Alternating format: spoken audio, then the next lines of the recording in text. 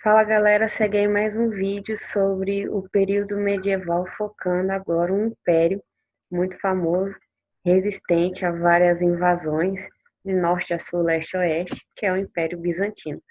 Lembre-se que o Império Bizantino é o antigo Império Romano do Oriente, que sobreviveu às invasões bárbaras e também às intrigas palacianas que levaram ao declínio do Império Romano do Ocidente, mas pelo fato de sua capital, Constantinopla, ficar tão distante do centro da profusão desses conflitos internos e externos, e por ser uma cidade murada, o Império Romano do Oriente conseguiu sobreviver ao desastre que foi o declínio de Roma, e durante o período que a gente chama de Idade Média, ele floresceu. Durante esse período, a gente não chama mais como Império Romano do Oriente, mas sim como Império Bizantino.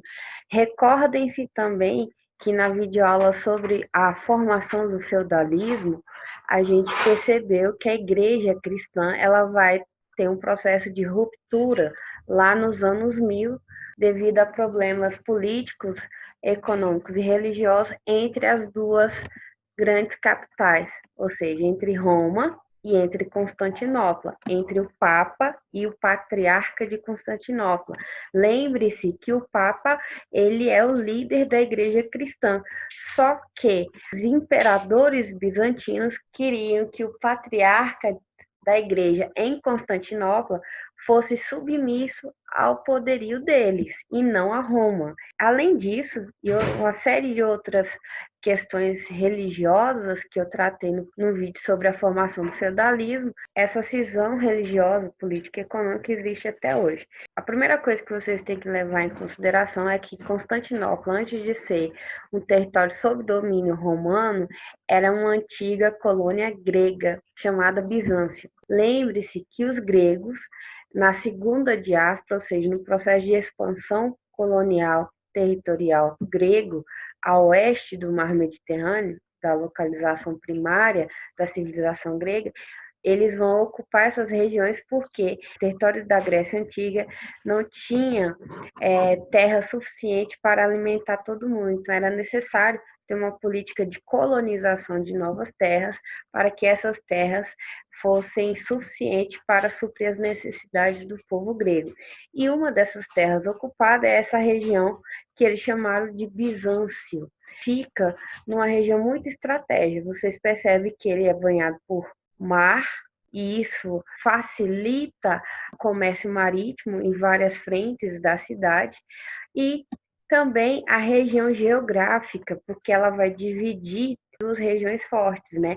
O continente europeu e o continente asiático. Então, isso vai fazer com que a cidade se torne um centro de comércio e de interconexão de povos. O que vai acontecer? Todo mundo sabe que as regiões sob domínio grego posteriormente ficaram sob domínio de Alexandre o Grande, que era o imperador da Macedônia.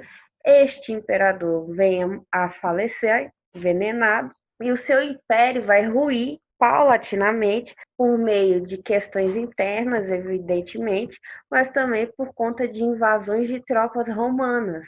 Então, as regiões que estavam sob domínio de Alexandre o Grande vai passar a estar sob domínio de Roma. E entre essas regiões, o Bizâncio, uma região estratégica para Roma ter sobre seu domínio, e 330 depois de Cristo, o imperador Constantino renomeou essa região como Constantinopla, né? Ele fez literalmente a homenagem a si mesmo.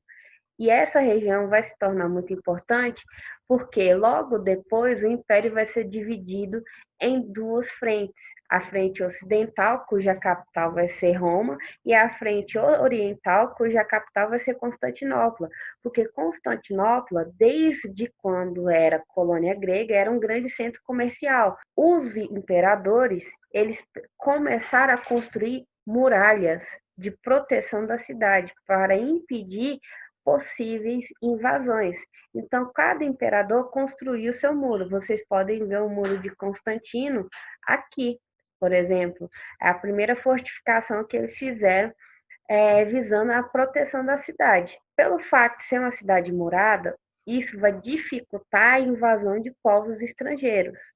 Aí você pode colocar os hunos, os árabes, até propriamente os europeus que vão tentar invadir essa região. Ela consegue sobreviver a vários tipos de invasões ao longo da Idade Média. A gente está falando ao longo de 1000 anos, Constantinopla ficou intacta devido às suas grandes muralhas. Não era só uma.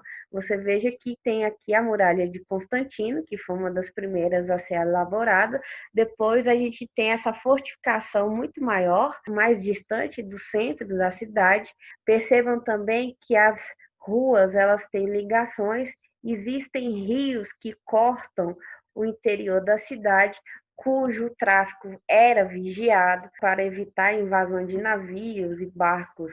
E aqui estaria a região central de Constantinopla, onde a gente vai ter, por exemplo, a Basílica de Santa Sofia, ou a Basílica da Sabedoria. Em termos gregos antigos, digamos assim, seria a grande Acrópole da cidade de Bizâncio. É claro que a cidade, diante de várias intervenções bélicas de outros povos tentando invadir a sua região, vai ruir, uma hora ou outra vai ruir. Isso vai acontecer lá em meados do século XV. Um povo chamado turco-otomanos, eles conseguiram, através de um poderio bélico fortíssimo, derrubar as muralhas que protegiam a cidade e, consequentemente, invadir a cidade.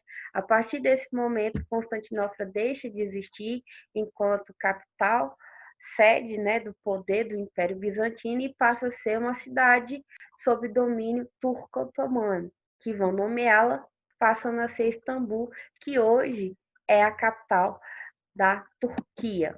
Tranquilo? A estrutura social do Império Bizantino está aqui demonstrado muito detalhadamente quem eram os privilegiados e quem não era privilegiado. Então, aqui de amarelinho está a composição das classes sociais dentro do Império Bizantino que teriam privilégios. Lá em cima, lá no topo, o imperador, a realeza. Lembre-se que o Império Bizantino é uma monarquia teocrática, onde o imperador seria um representante de Deus. Ele está lá, não é à toa, ele está lá porque Deus o coroou. Quem é que vai coroá-lo? O patriarca de Constantinopla, que vai se tornar o líder da igreja cristã ortodoxa.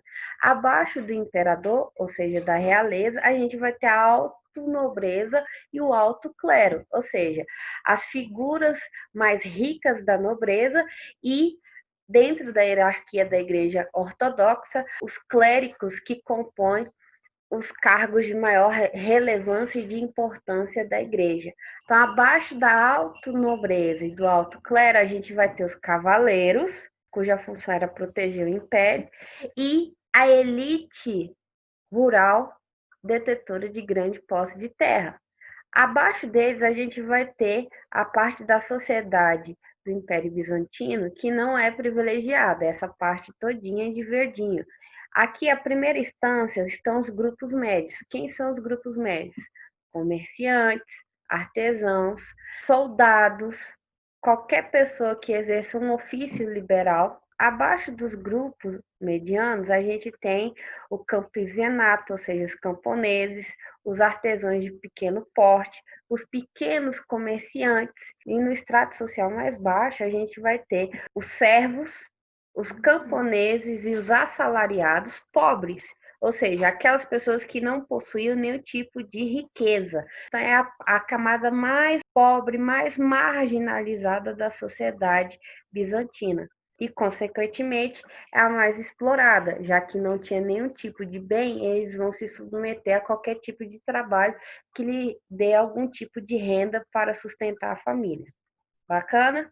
Assim como aconteceu na Europa medieval, no Império Bizantino, quem era privilegiado não pagava imposto. Agora, quem não era privilegiado, além de não ter nenhum tipo de riqueza ou pouca riqueza, tinha que pagar enormes tributos ao imperador.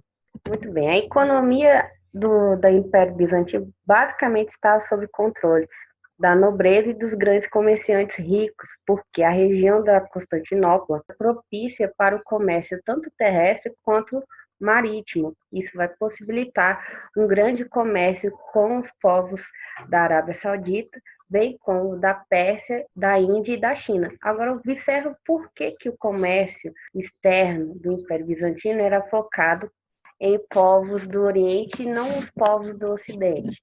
Porque, como a gente viu no primeiro vídeo sobre o período medieval, o continente europeu estava se formando. Boa parte dos reinos ainda estava em conflito interno. Então, não tinha interesse dos imperadores bizantinos em se aproximar desses reinos. Pelo contrário, eles queriam manter distância e estabelecer alianças econômicas, regiões muito mais estáveis para esse tipo de relação. Essa aproximação com povos orientais vai permitir uma assimilação e uma troca de costumes culturais. Outra coisa importante, como eu falei para vocês, é uma sociedade hierarquizada, temos classe privilegiada e classe não privilegiada. Para manter o império, além de buscar novas terras para ocupar e manter um intenso comércio interno e externo ativo, porque isso lhe rendia riqueza, os imperadores bizantinos, eles vão manter uma intensa receita, ou seja, eles mantiveram ao longo da sua existência altos impostos pagos pela população, cujo objetivo central era reverter esse dinheiro na segurança na cidade. Então, além das muralhas, esse dinheiro do imposto pago pela população era voltado para pagar mercenários, cujo objetivo era proteger a cidade de invasão de povos estrangeiros, mas também interna, para evitar revoltas sociais, por exemplo, que poderia acontecer, como aconteceram, e eles servirem como uma força policial. Todo tipo de revolta interna não era satisfatório para o comerciante, porque isso leva à destruição dos seus bens e, consequentemente, prejuízo. Então, para evitar esse tipo de revolta, era necessário pagar esse tipo de milícia mercenária a fim de trazer uma ordem social na cidade. Outra coisa importante que durante boa parte da Idade Média na Europa, a gente não encontra moedas de ouro no território europeu. A gente vai ter metais preciosos forjando algum tipo de moeda padrão, principalmente no Império Romano Germânico, que eu falei para vocês no vídeo sobre os povos bárbaros. Lá eu falei para vocês que eles tentaram manter intacta a ideia do Império Romano através da coroação de Carlos Magno. Carlos Magno tentou fazer uma moeda padronizada no território europeu, só que na Alta Idade Média não era hegemônico o uso de moedas de ouro. A gente vai encontrar mais moedas de ouro, de prata e de cobre, principalmente no Império Bizantino e no Império Árabe, porque são dois impérios que vão estabelecer a criação de moedas. Por serem impérios cuja base da sua economia está voltada para uma talassocracia, era necessário ter moedas para determinar o valor de cada mercadoria comercializada. Então, é por isso que o Império Bizantino e, posteriormente, o Império Árabe vai ser visado por povos estrangeiros, povos que querem invadir essa região para saquear as suas moedas de ouro e de prata. Não é à toa que Constantinopla foi invadida pelos europeus durante as Grandes Cruzadas e foi saqueada, porque moedas de ouro e de prata eram formas de riquezas que os europeus, a princípio, não detinham. Eles vão passar a deter, ou seja, eles vão passar a desenvolver moedas de ouro no final da Idade Média, quando é reaberto ao comércio marítimo, bem como a reconstrução das grandes cidades europeias que foram deixadas de lado no início do feudalismo, porque as sociedades europeias elas se voltaram para o campo. Isso é o processo de ruralização. Só que no final da Idade Média, esse processo vai se enfraquecer a partir do momento em que os europeus começam a reabrir os portos no mar Mediterrâneo e reativar o comércio com outras nações em outros continentes. E aí é necessário manter constantemente uma moeda, seja de prata ou de ouro, para fins comerciais. Muito bem. Entre todos os imperadores bizantinos, o mais famoso e o mais importante para edificar o grande império foi o governo de Justiniano. É dentro do governo dele que a gente vai ter a expansão territorial do Império Bizantino. Por exemplo, ele consegue, por meio de suas tropas, reconquistar territórios que antes eram do Império Romano do Ocidente, ou seja, a região do norte do continente africano e bem como algumas regiões do continente europeu. Só que, ao mesmo tempo que ele está avançando a oeste, né, avançando no norte da África, avançando no sul do continente europeu, ele está sofrendo uma possibilidade de invasão do lado leste do Império. E aí o que vai acontecer? Ele vai ter que escolher: ou eu volto e reassumo uma postura bélica forte para conter as invasões persas e hunas no meu lado leste, ou eu fico com os domínios romanos antigos da África e da Europa sob o meu comando. Não dá. Ele não tinha poder bélico suficiente para enfrentar essas várias frentes de batalha. O que ele vai fazer? Diante da reação dos reinos germânicos na Europa e, consequentemente, o domínio dos árabes na região norte do continente africano, ele vai inegavelmente saindo dessas regiões que ele tinha conquistado para focar esse poder bélico para expulsar os persas e os hunos na região leste do seu império para manutenção do território que ele tinha conquistado. Inegavelmente, a ocupação árabe vai acontecer, não só no norte da África, mas também no continente europeu, mas depois eu falo disso. E a reação germânica, ela se deve porque os reinos que vão ocupar os territórios do Império Romano do Ocidente, eles vão se fortificar em parceria entre si, justamente para evitar esse tipo de ocupação estrangeira no território europeu. Além dessa ambição de tentar reconquistar e remontar um grande império romano, ele vai influenciar muito no setor político. Justiniano, ele vai ser responsável pela elaboração do corpo jurídico bizantino, que tem como base o quê? O direito romano. O corpo jurídico de Justiniano era dividido em 4 livros: o Código, o Digesto, os Institutos e as Novelas. Todas elas são meandros jurídicos baseados numa lógica romana de lei, cujo objetivo justiniano era fortalecer e legitimar o poder do imperador sobre seus domínios. O primeiro livro era o Código, que continha as legislações romanas revistas, né? Porque ele não vai fazer um Ctrl-C, Ctrl-V, ele vai adaptar as leis romanas para a realidade do seu império.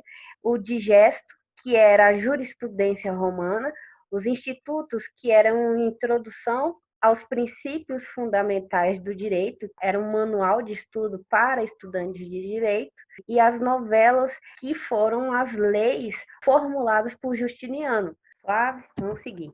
Esse mapa representa o processo de expansão territorial dentro do governo de Justiniano. Então, essa parte de rosinha é o Império Bizantino, antes do processo de expansão territorial. A partir do momento que ele emprega a ideia de reconstruir novamente o grandioso Império Romano, só que agora sob o domínio de Constantinopla, ele consegue conquistar todas as regiões que estavam no norte do continente africano sob o domínio dos vândalos e a parte do sul do continente europeu que estava sob o domínio de alguns povos germânicos que ocuparam a região depois que Roma caiu. Toda campanha de guerra gera despesa e ele estava gastando muito dinheiro. Então era necessário o quê? Mais dinheiro. De onde vem esse dinheiro? Dos impostos.